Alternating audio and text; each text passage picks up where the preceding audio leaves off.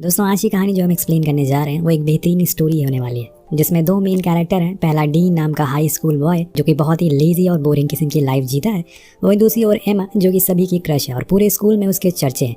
जब ये दोनों एक साथ एक टापू पर 15 दिन गुजारेंगे तो कैसे सब चलेगा, चलिए देखते हैं। दिन की शुरुआत होती है। एमा सबसे पहले सोकर उठती है, अपने रूटीन को देखती है, आज उसे क्या क्या करना है और फिर अपनी तैयारी में लग जाती है। वहीं दूसरी ओर हम डीन को देखते हैं जो उठते ही जाकर वीडियो गेम खेलना शुरू कर देता है। तभी उसके डैड जो कि एक नामी बिजनेसमैन है आकर उसे समझाते हैं कि अगर तुम्हें गेम्स ही खेलते रहोगे तो स्कूल के लिए लेट हो जाओगे, और इसीलिए वो उसे बंद कर देता है और स्कूल के लिए भागता है। उधर एमा भी पहुंच जाती है और सभी लड़के उसे बात करने के लिए मरे जा रहे थे, लेकिन वो किसी को भाव नहीं देती सिवाय हमारे हीरो डीन को।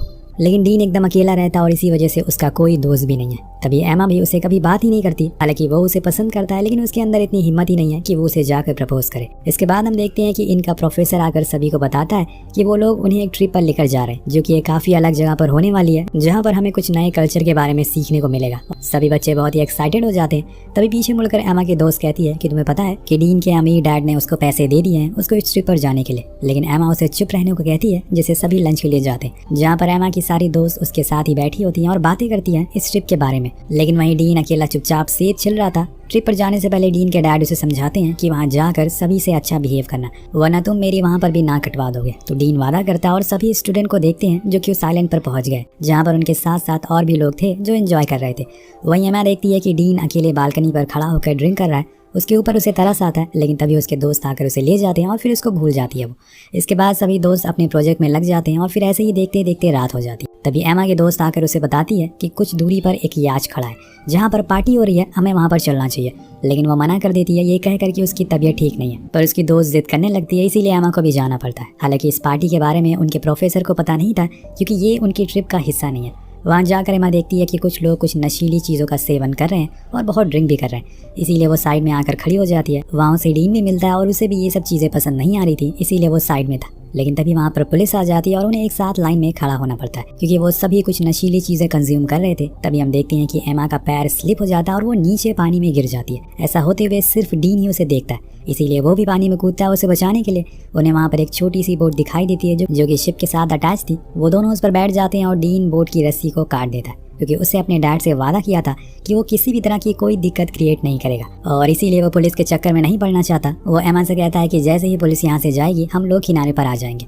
पर कुछ देर बाद उन्हें पता चलता है कि उनकी बोट में मोटर तो है ही नहीं, उन्हें पैडल करके ही आना पड़ेगा। इतनी तेज लहरों में उसे पानी के साथ आगे बहाने लगती है, लेकिन इतनी तेज लहरों में उनकी बोट पानी के साथ आगे बढ़ने लगती है और वो शिप से बहुत दूर जा चुके थे। अब रात बीत जाती है और सुबह सभी स्टूडेंट को बुलाया जाता है। उन्हें बताया जाता है कि इस ट्रिप को उन्हें यहीं पर बंद करना होगा क्योंकि उन्होंने जो रात में किया वो किसी को बताने लायक भी नहीं है, और स्कूल वालों से उन्होंने बात की है, इसीलिए सभी को अब घर जाना होगा। तभी एमा के दोस्त बताती है कि एमा कल रात से गायब है। उन्होंने उसे कांटेक्ट करने की भी कोशिश करी लेकिन उसका कोई अता पता नहीं है। तभी एक लड़का कहता है कि सर डीन भी गायब है। वहीं दूसरी ओर हम उन दोनों को देखते हैं जो एक साथ ही एक बोट पर पता नहीं कौन सी दिशा में भटक रहे हैं। डीन देखता है कि उसका फोन भीग चुका है, वो अब किसी काम का नहीं है। वहीं दूसरी ओर एमा का भी यही हाल था। वो कहती है कि हमें आगे चलना चाहिए, लेकिन डीन मना कर देता है क्योंकि उसे लगता है कि शायद उन्हें ढूंढते ढूंढते यहाँ तक कोई जरूर आएगा। पर एमा को उसका ये आइडिया पसंद नहीं आता। तभी उसकी नज़र दूर एक आइलैंड पर पड़ती है जो कि डीन को भी दिखता है, पर वो कहता है कि ये तो बहुत ही दूर है, हम नहीं जा सकते वहाँ पर। तो एमा पैडल मारने लगती है अकेले और डीन को भी उसका साथ देना पड़ता है। वो ऐसा ही करता है। फिर दोनों बड़ी ही देर बाद उस आइलैंड पर पहुँचते हैं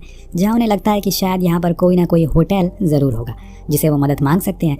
इसीलिए वो अपनी बोट को साइड में लगाते हैं और मदद के लिए अंदर की ओर जाते हैं, शायद कुछ मिल जाए। उधर दूसरी ओर हम डीन और एमा के पेरेंट्स को देखते हैं। जब उन्हें पता चलता है कि वो तो कहीं पर खो गए हैं और रात से वो कहीं मिल नहीं रहे, तो वो फौरन स्कूल पहुंचते हैं और वहाँ के लोगों से बात करते हैं जो उन्हें आश्वासन देते हैं कि आपके बच्चों को ढूंढ लेंगे, आप वो कहीं नहीं जाएंगे। लेकिन उन्हें फिक्र हो रही थी। उधर एमा और डीन दोनों ही होटल की खोज में इधर उधर भटक रहे होते हैं। तभी उन्हें एक बहुत ही खूबसूरत वाटरफॉल दिखाई देता है। डीन जिद करता है कि वो इसमें कूदने जा रहा है, लेकिन एमा को पहले वो होटल ढूंढना है, इसीलिए वो उसे चलने को कहती है। अब बहुत देर हो जाती है, वो जगह की सबसे ऊंची जगह पर भी जाते हैं, लेकिन अभी तक उन्हें कोई होटल दिखाई दे ही नहीं रहा था। मतलब यहाँ पर कोई होटल है ही नहीं। एमा को समझ आ गया था कि वो अब सच में इस आइलैंड पर खो चुके हैं। अगर उसने मूवी टीवी की सर्वाइवल वीडियोस देखी होती तभी वो खुद को जिंदा रख पाएगी, वरना तो मुश्किल होगी। या तो उन्हें कोई जहरीला कीड़ा काट लेगा या फिर वो भूख उनकी जान ले लेगी। तो एमा डीन से पूछती है कि हमें सबसे पहले आग जलाना चाहिए ताकि कोई जानवर यहाँ तक ना आए।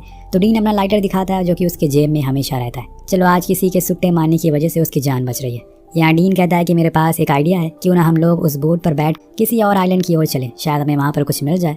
तो एमा को भी ये ठीक लगता है, इसीलिए वो दोनों किनारे की ओर जाते हैं। लेकिन वहाँ जाकर वो देखते हैं कि उनकी बोट वहाँ से जा चुकी है और ये देखकर उनके होश उड़ जाते हैं। असल में पानी की बहाव के कारण वो बह चुकी थी। अब बस बची थी तो वो लाइफ जैकेट, जो कि डीन उठा लेता है। अब वो भी जा चुका है। उधर हम डीन के पेरेंट्स को देखते हैं जो स्कूल आकर हंगामा करते हैं कि उन्हें लग रहा है कि वो लोग उनके बेटे को ढूंढने की कोई भी कोशिश नहीं कर रहे, इसीलिए वो खुद उस आइलैंड पर जाने की बात करते हैं जहाँ पर ये लोग रुके हुए हैं। लेकिन स्टाफ कहता है कि उन्होंने पुलिस को इन्फॉर्म कर दिया है, उन्होंने अब रेस्क्यू मिशन भी शुरू कर दिया है। इधर दूसरी तरफ एक दिन बीत चुका था, अब रात होने को आई थी। एमा ने अपने बैग्स में कुछ चोको चिप्स रखे थे जो वो डीन को खाने को देती है। दोनों थोड़ी देर बात करते हैं और फिर सो जाते हैं। लेकिन एमा को नींद नहीं आती, उसे किसी की आवाजें सुनाई दे रही थी जिसकी वजह से वो डर रही थी, इसीलिए वो पूरी रात सोती ही नहीं है। और सुबह डीन से जल्दी उठकर वहाँ पर SOS का साइन बनाने लगती है। जब डीन उठता है तो वो उसे पानी लाने को कहती है, लेकिन वो तो उठते ही स्विम करने के लिए चला जाता है। तो एमा को खुद ही जाना पड़ता है पानी भरने के लिए, पर वहाँ पर भी उसे कल वाली आवाजें आती है जिससे वो जल्दी से वापस आ जाती है। इसके बाद हम देखते हैं कि इन लोगों के पास एक फ्लेयर भी मौजूद है जो कि उस लाइव बोट में रखी हुई थी।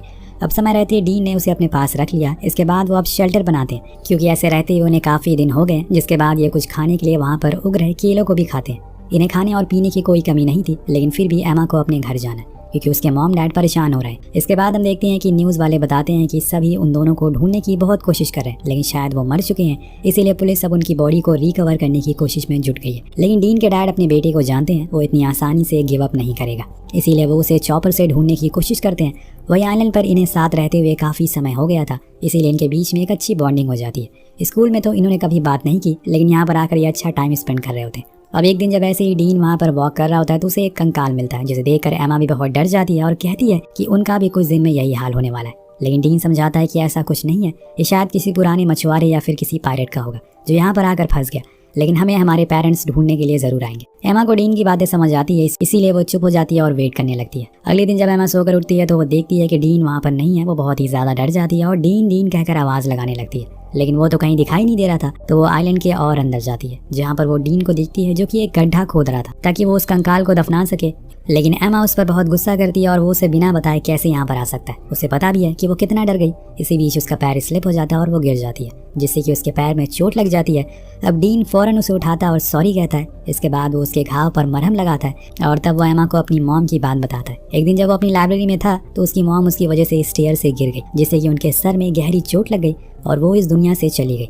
वो हमेशा अपनी माँ की मौत का जिम्मेदार खुद को मानता है, इसीलिए वो अकेले ही रहना पसंद करता है। यहाँ वो उसे बता देता है कि वो उसे बहुत पहले से पसंद करता है, लेकिन कभी कह नहीं पाया। एमा उसकी बात सुनकर उसे सहारा देती है। वहीं दूसरी ओर हम इनके पेरेंट्स को देखते हैं जो डर डर कर इधर उधर भटक रहे थे। कितनी बार एम्बेसी जा चुके हैं, लेकिन किसी को कुछ मिल नहीं रहा। एमा की सारी दोस्त पैम्फलेट बांट रही होती हैं, लेकिन ऐसा करते हुए कई दिन बीत जाते हैं और फिर उन दोनों के पेरेंट्स ये मान लेते हैं कि उनके बच्चे अब इस दुनिया में नहीं रहे। जब इस बारे में न्यूज में आता है तो एमा और डीन के घर के बहुत सारे लोग ग्रीटिंग लाकर रखते हैं उसे सिंपैथी देने के तौर पर इन्हें ये नहीं पता कि वो अभी भी जिंदा है और अपनी जिंदगी के कुछ अच्छे पलों के साथ बिता रहे हैं। डीन एमा को किनारे पर बैठाकर अपनी मॉम के साथ बिताए उन पलों को याद करता है जो कि वो आज तक मिस करता आ रहा है। तभी एमा पूछती है कि डीन तुम्हें क्या लगता है कि हम कब तक यहाँ पर जिंदा रह सकते हैं। डीन को जवाब नहीं देता क्योंकि इसका जवाब तो उसे खुद भी पता नहीं है, पर वो उसे इतना दिलासा जरूर देता है कि उन्हें ढूंढने के लिए जरूर कोई ना कोई आएगा। अब एक दिन जब ये लोग सो रहे होते हैं कि तभी डीन को एक प्लेन की आवाज आती है। वो भागते हुए बाहर जाता है तो देखता है कि वो तो उनके ऊपर से ही जा रहा है, इसीलिए वो अपने बैग से फ्लेयर निकालता है, लेकिन वो तो उसे मिलती नहीं और इतने में उनकी उम्मीद भी चली जाती है। जब एमा को ये पता चलता है तो वो उस पर बहुत गुस्सा करती है और वहाँ से चली जाती है।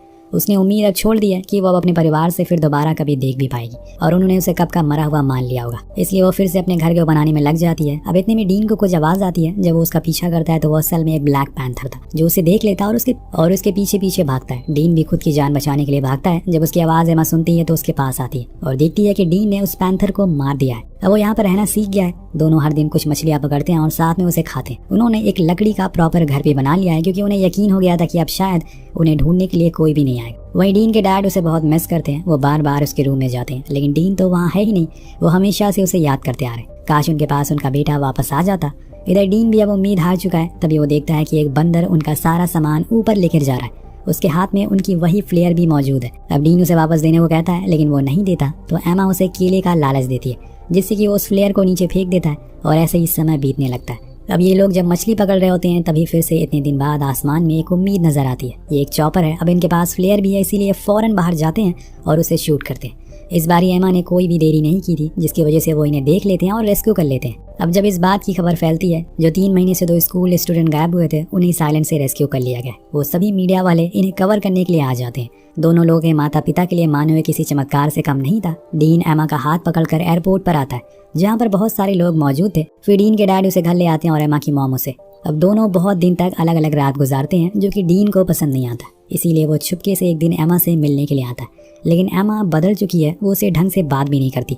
वो नहीं चाहती कि उसकी जो इमेज लोगों के सामने है वो बिगड़ जाए, अभी भी लड़के उस पर मरे। जो बात डीन को समझ आ जाती है, वो बहुत कोशिश करता है उससे बात करने की स्कूल में भी, लेकिन वो तो उसे इग्नोर कर देती है, जिसकी वजह से वो फिर से अकेले रहने लग गया था। लेकिन कुछ समय बीत जाने के बाद एमा को खुद की गलती का एहसास होता है और वो उसे कॉल करती है और माफी मांगती है। लेकिन इस बार डीन फोन नहीं उठाता। अगले दिन वो अपनी मॉम की ग्रेव पर जाता है और सब कुछ शेयर करता है जो उसने उस आइलैंड पर बिताया। आखिर में वो उनसे माफी भी मांगता है कि उसकी वजह से वो इस दुनिया से चली गई और उनके फ्यूनरल पर भी वो नहीं आया, लेकिन अब वो उनसे हर दिन मिलने जरूर आएगा। ये काफी इमोशनल सीन होता है एक माँ और बेटे के बीच में। अब इसी तरह से कुछ समय बीत जाता है। स्कूल की प्रॉम नाइट होती है। सभी लड़के लड़कियां बिल्कुल रेडी होकर आए हुए थे, जिसमें एमा भी थी, लेकिन डीन घर पर ही था। जब उसके डैड उसे देखते हैं तो उसे पूछते हैं कि तुम प्रॉम नाइट क्यों नहीं गए, तो वो मना कर देता है। लेकिन कुछ ही देर बाद वो मन बदल लेता है, लेकिन वो पार्टी में अंदर नहीं जाता बल्कि बाहरी बारिश में खड़ा रहता है। जब एमा उसे देखती है तो वो सारी चीजों को भूल कर बाहर आ जाती है और उसे किस कर लेती है, जिसके बाद डीन उसे एक ब्रेसलेट गिफ्ट करता है और सभी के सामने उसे प्रपोज करता है। तो दोस्तों, कभी कभी आपके गलत रास्ते पर जाने से भी आपको फायदा होता है, क्योंकि वो आपको अगली बार सही रास्ता दिखाएगा। मिलते हैं अगली वीडियो।